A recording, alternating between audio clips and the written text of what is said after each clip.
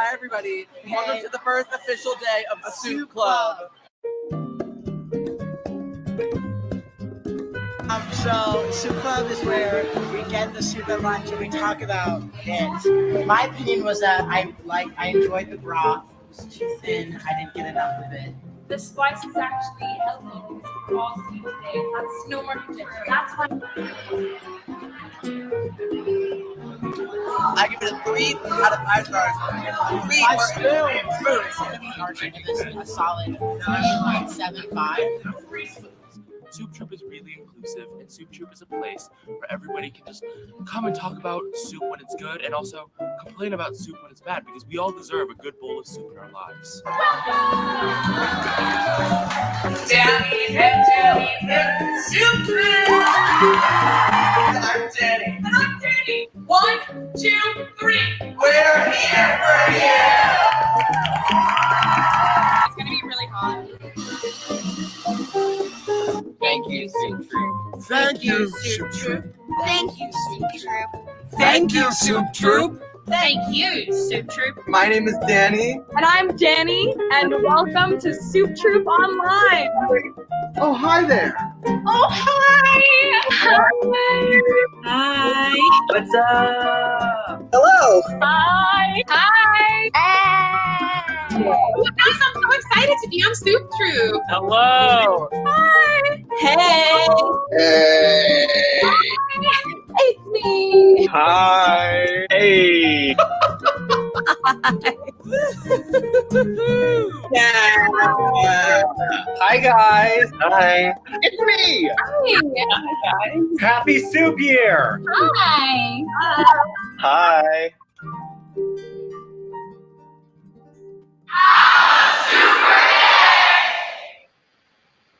Hello, everybody. My name is Danny. I'm Danny, and welcome to Soup Troop Online.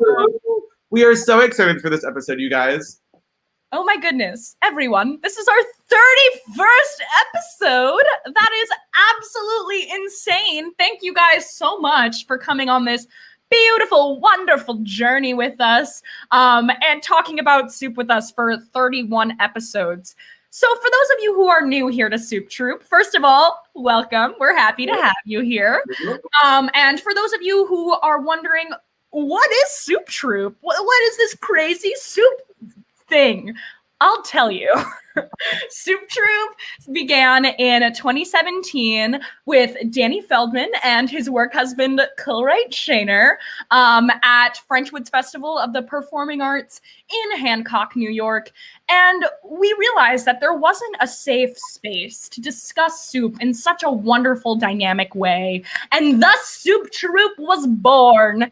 And because of the pandemic, we decided to move our platform online for all of you. And we have been able to interview so many incredible, lovely, wonderful guests here. And thank you so much for coming on this journey with us. Absolutely. So, as she said, 31 episodes. We've had some amazing guests. We have to talk very briefly about Billy Reese's Little Black Book album, which just came out. We love Billy Reese. He was on us with Adam Wachter quite a bit ago. And his musical is about the life and times of Heidi Fleiss. It's amazing. Jessica Voss, Alice Ripley. You must listen to it. But so, Danny, I must ask you, if you could write a little soup book, perchance, what would it be about? You know, where would it be sold? Really easy. Of course. I don't know if you had this growing up, but I had a little soup book. It was like chicken noodle soup for the soul, but it was like this little book. And if I'm recalling correctly, I feel like they had them for every month. There was a January soup book and a February soup book. If I'm not mistaken, I definitely had those books growing up. But of course, the question was if I were to write it.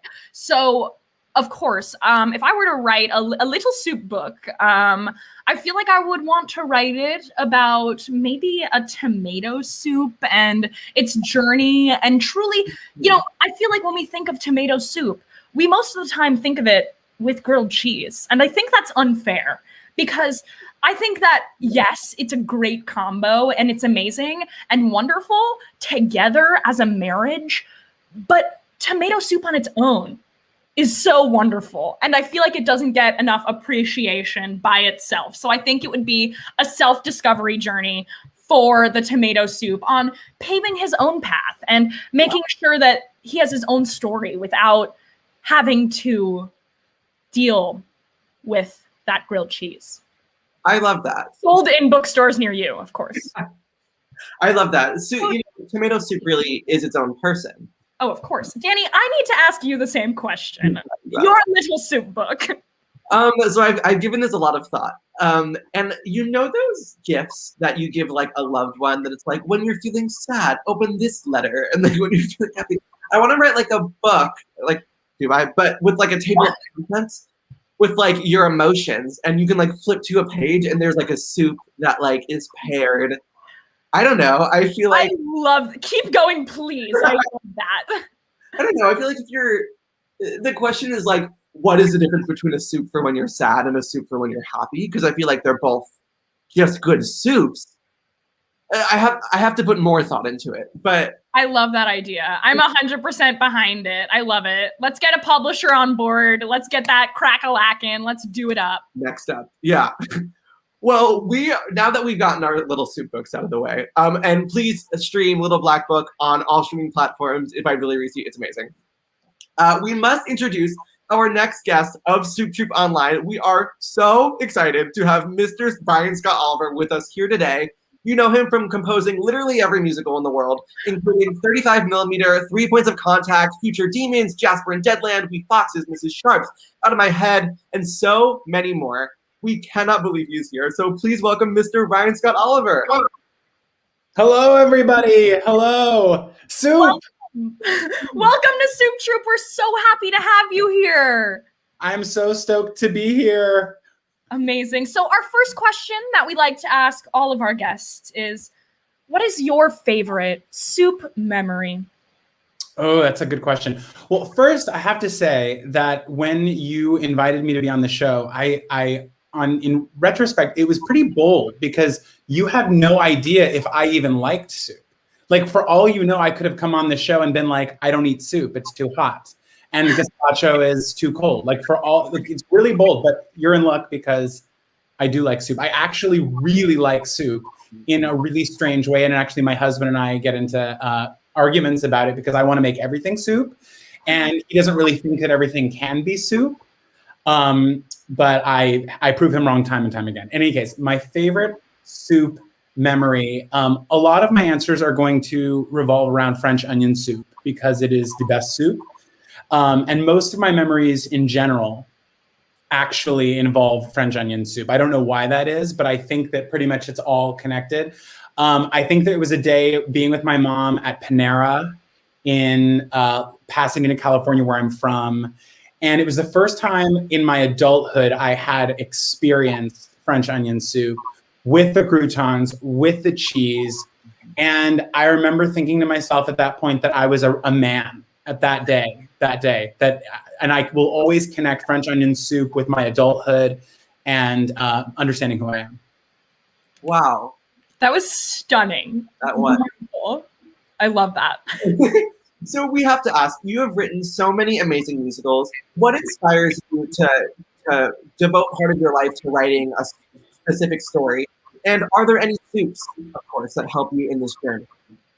Oh, of course. So the first question was like, why do I write musicals? I think that was basically the question. Yeah.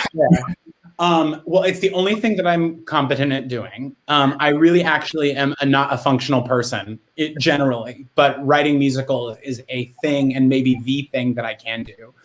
I've loved telling stories. I've been obsessed with telling stories. I remember, and definitely this is going to come back to soup. When I was in middle school, I was in a production of Once Upon a Mattress. And in the back of the, in the back of the vocal of the script was like the melody line and all that stuff. And that was the first time literally I had ever seen music in a place where I was like, oh, what is this strange foreign language with all these dots and stuff? And I basically asked my friend to teach me like what it was. And that from that moment on, I was like, I need to get a keyboard because I never had like piano lessons and I still can't play the piano. And I just started writing musicals. And I began with I wrote a musical version of The Crucible, which is, as amazing as it sounds. And you mentioned tomato soup earlier, Danny, and I really do think that the Crucible pairs well with tomato soup because it's hearty. It's like gives you like a little bit of blood, but also kind of dirt because Puritans, you know, they're all in the dirt despite their best efforts. Anyway, so the Crucible was the beginning of it all, and I've just been writing musicals. I appreciate you correctly acknowledging that I have written every musical that's ever been written.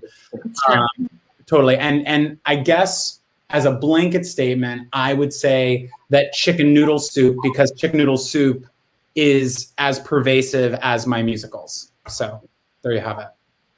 Amazing. I love that. You have written every musical ever. That was a completely true statement. And some people think that Drew Gasparini has written a couple, but that's just not true. It's just not true. This is false. It's false. So we here at Soup Troupe absolutely love 35 millimeter. We are obsessed with it. We were jamming out to it before you came on the stream.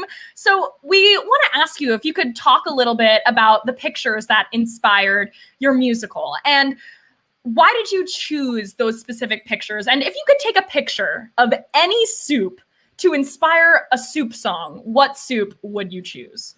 Oh, well, that's easy, first of all. Obviously, I'm sure you already know this answer.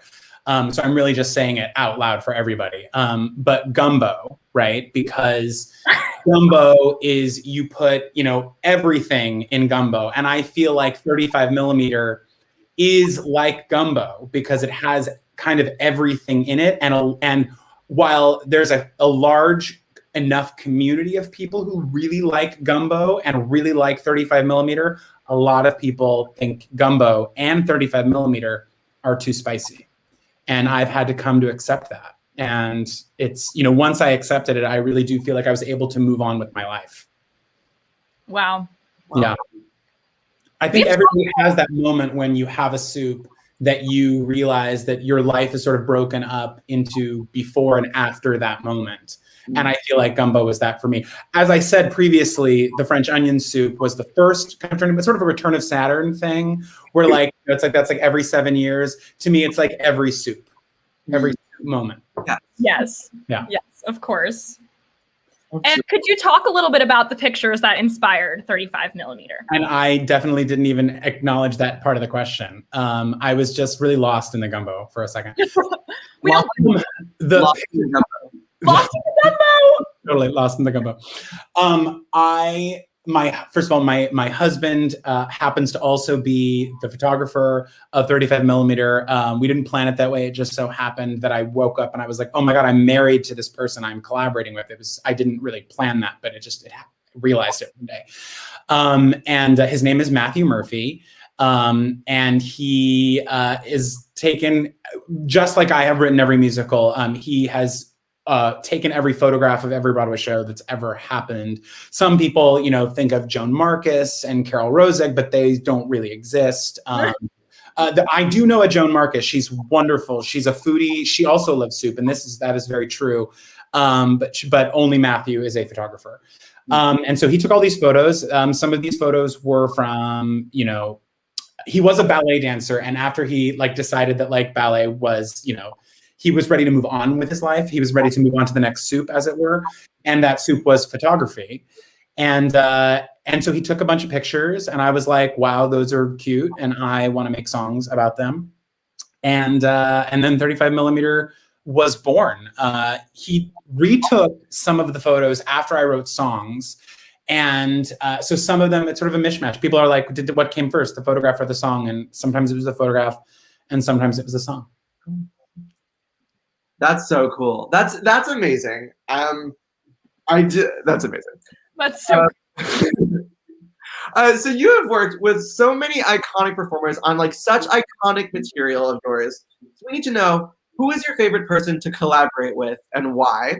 And if there's a rising Broadway star that was going to sing an original song about soup, like your Gumbo song, who is portraying Gumbo at the Niederlander? Who's doing it? Oh, you asked two really good questions, and I don't want to do what I did last time where I like just forgot one of them. Repeat the first question one more time. You said performer, what was it? What was the first one? Who is your favorite person to collaborate with on some of your material? Well, I am contractually obligated to say Lindsay Mendez. I don't really have a choice about that.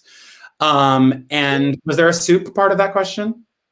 Yes. If there was a person that was going to sing your soup gumbo song, Yes. live on the Broadway, Yes. who would you collaborate with on that? Who? And I think you said like a rising up and coming star.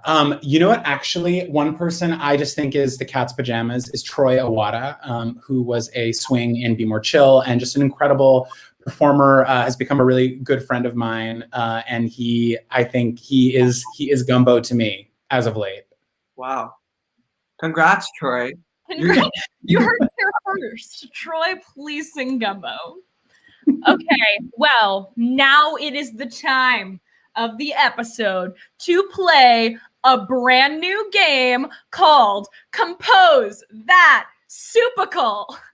In this game, we will give you a soup and you will tell us the concept of the soupical that is centered around said soup. Great. Do you have any questions? No. Perfect.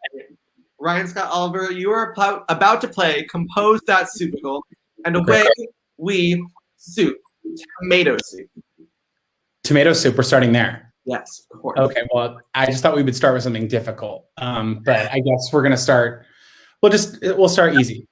So tomato soup is about a little boy named Tomato who is a boy tomato, obviously. And he really feels like he is lost in the patch of tomatoes because he's a green tomato. He's not a red tomato. Everyone else is a red tomato. And basically it's an adaptation of The Ugly Duckling. I'm just like cutting to the chase here because he realizes that being a green tomato, he has an incredible future, forming a very unique kind of tomato soup that is not red like we think of tomato soup. It is green. It's kind of Dr. Seussian green eggs and ham kind of thing. The lyrics are actually co-written by Dr. Seuss once he gets out of exile, because of course, well, and he's dead. So there's the dead and exile thing that we have to get past before he can come to work. So we're going to be waiting a little bit for this musical. Of course, of course. Next we have miso soup. One of my favorites. Well, so miso soup is really, it's a really abstract musical, kind of powdery, like the way miso soup seems to be made a lot of the times. Like when you get it at like Pret a Manger, when they're like, would you like miso soup? And then they're like, rip open the packet, put it in the thing, and then just put like the tea water in there. And then you're like, there's your miso soup. Maybe that's how it's always made. I'm not aware of this. So it's very abstract. It's very ethereal. It's like Michael John LaChiusa and Adam Guettel had like a fight, and then no one got anything done. And their assistants who don't know how to write music, but like them, just sort of tore up little fragments of their music and didn't have a key signature. So it's also kind of totally atonal. And there's absolutely no plot, which both of them would hate because they're both really, really big on plot. But that's what happens when you have a fight. And so really it's a lesson about, collaborating and not arguing with other people ever. Stunning. That's exactly what I was hoping for. Yeah. This next one, of course, is Italian wedding soup.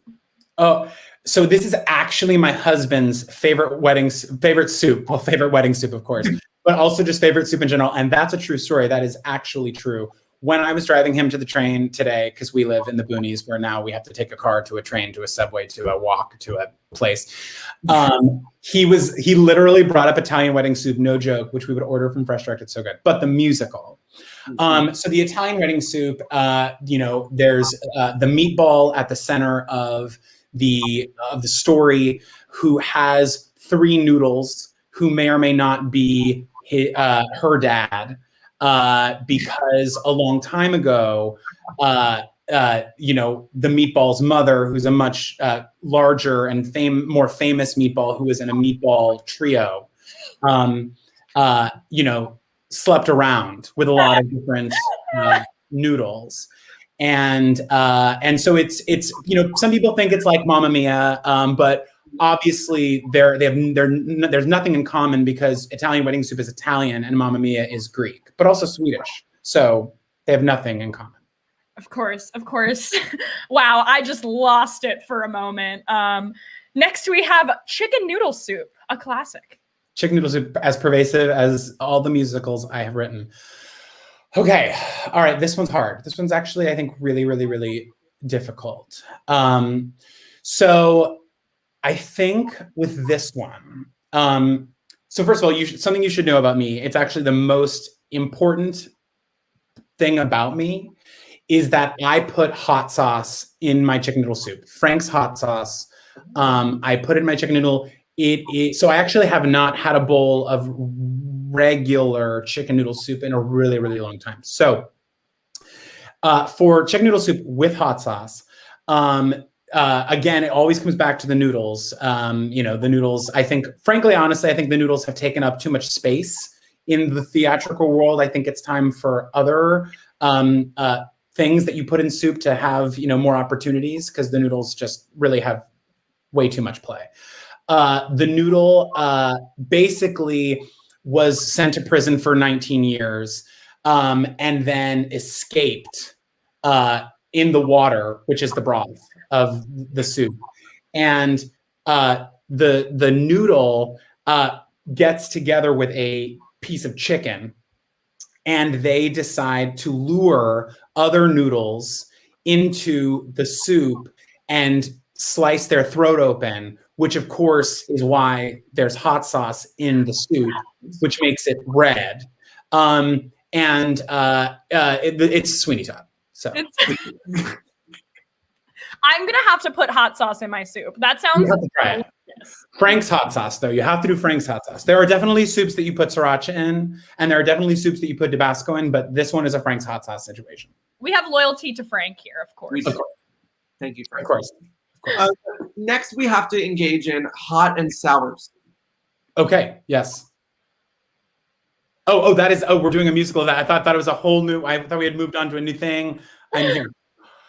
Hot and sour. Okay. So what I'll say is that I've never seen the musical The Life. Okay. I know nothing about it except I've heard several songs from it, and I think it's about prostitution. I'm not sure. I'm going to say that whatever the plot of The Life is also the plot of the hot and sour soup. Perfect. Yeah. All But I right. don't know what it is. So our last soupical is my personal favorite, broccoli cheddar soup. Ooh, broccoli cheddar. Okay, so broccoli cheddar, there's so many different elements of broccoli cheddar. There's the broccoli, of course, and there is, needless to say, the cheddar. And then there are so many other ingredients that I feel like you have to put on. There's probably a cream base that gets in there. I've never made one, but I can imagine that. And I think that they each have their own story. You know what I mean? And I think that we kind of get a backstory on each of them. And then I think that they all come together to find the cow as white as milk, cape as red as blood, the hair as yellow as gold, and the corn and slippers pure as gold. I got there eventually. I think that's that story for sure. Yeah. Well, congratulations, Ryan. You have just completed and completely nailed and aced and killed Compose That Super Bowl. Congratulations.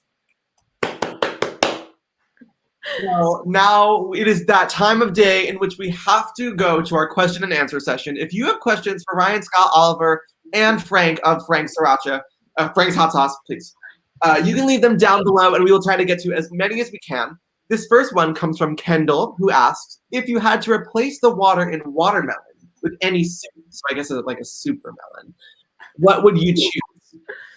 Ooh, super melon. I would have to do gazpacho, because I feel like the coldness of the gazpacho, I feel like the color's not going to change that much.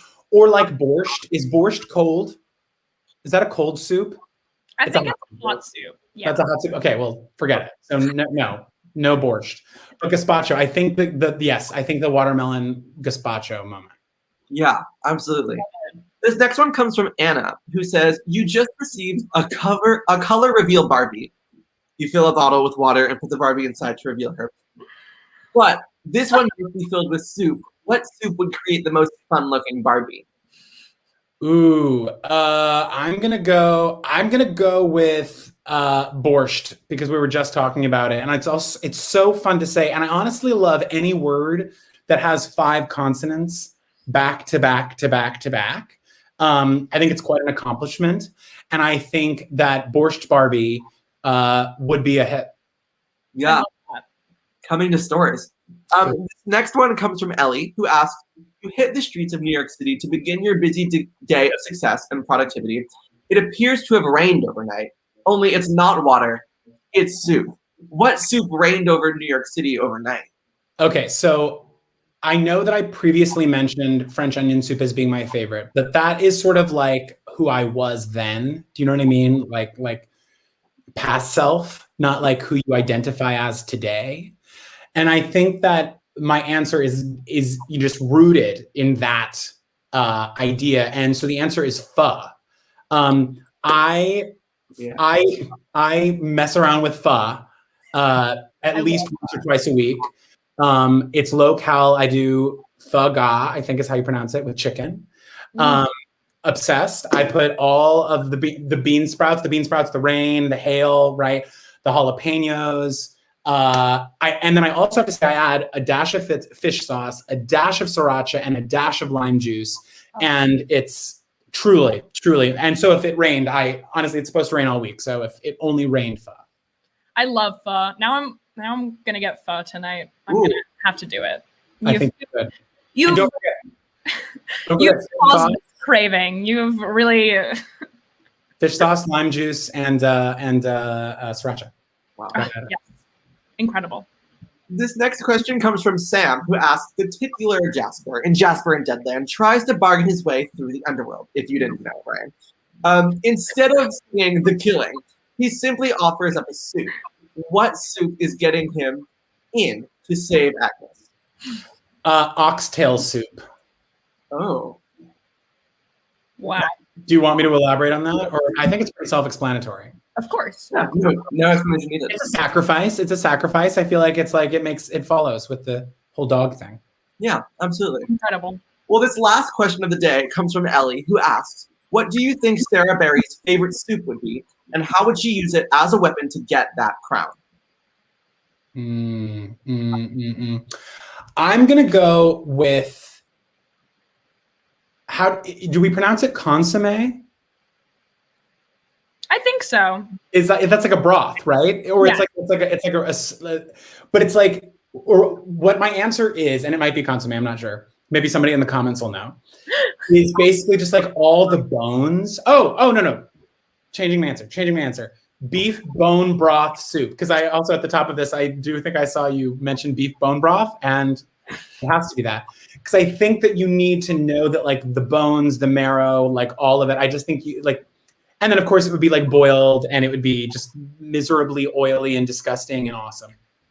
Yeah. Danny, take it away. Well, if Sarah Berry were to use a bone broth, she should consider using beef bone broth from Brodo Broth Company in New York City. If you didn't know, Brodo Broth Company can be shipped anywhere, frozen to your doorstep in the United States, and can be found at many locations across Manhattan and in Farmers Market. I didn't know that, but now I do, and I'm so excited about it. Of course. Well, that is all the time that we have today for our Q&A section. Ryan, thank you so very much for joining us today on Soup Troupe. You are an incredible guest, and thank you for sharing your soup knowledge with us. It has been an absolute pleasure to have you here. Well, you know what? Any chance I get to talk about soup with two lovely young people, I'm going to take it. Thank you so much. We have to wish you, and we hope that everyone at home will join us in wishing you a 1, 2, 3. We're here for you. Thank you, Ryan. Thank you so much. That was literally Ryan Scott Oliver. I cannot believe that just happened. You must follow him on all of the social media platforms at Ryan Scott Oliver. He's doing some incredible things. He just released a new 35mm commentary album where they comment on all of the songs in the show, the transitions, all of the tracks. It is amazing. There's a Future Demons album everywhere. You must listen to all of his stuff. He is absolutely insane. Thank you so much for joining us for another episode of Soup Troupe Online. You must follow us on Instagram, like us on Facebook, subscribe to us on YouTube, or all of the above. We would like to thank our partners at Brodo Broth Company. We are so excited for the growth and collaboration of our development and relationship together. We are so very honored to be named Broadway World's 2021 favorite live stream. To read more about Soup Troupe Online on BroadwayWorld.com, you can click the link in the description below. Well, that being said, this has been another lovely episode of Soup Troupe Online. My name is Danny. And I'm Danny, and this has been Soup Troupe Online. Everybody at home, join us in a 1, 2, 3. Have a super day. Bye, See guys. you next week. Bye.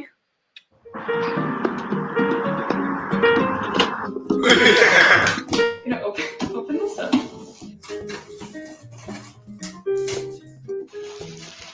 Oh my goodness. Oh, packaging. Caution, this box contains dry ice. Do not touch with Bare hands. What? beef bone broth. Gorgeous. Ooh, beef bone broths. Beef bone broths. Okay, I got frozen chicken bone broth. I got 2 chickens. They really like the chicken. Hearth bone broth. Made from roasted 100% grass-fed beef, chicken, and turkey. Not one. We have 2 hearth bone broths. Look at this. Make sure to tune into our episode this Sunday at 1 p.m. Eastern Standard Time to see us interview some incredible Broadway guests and to feature our lovely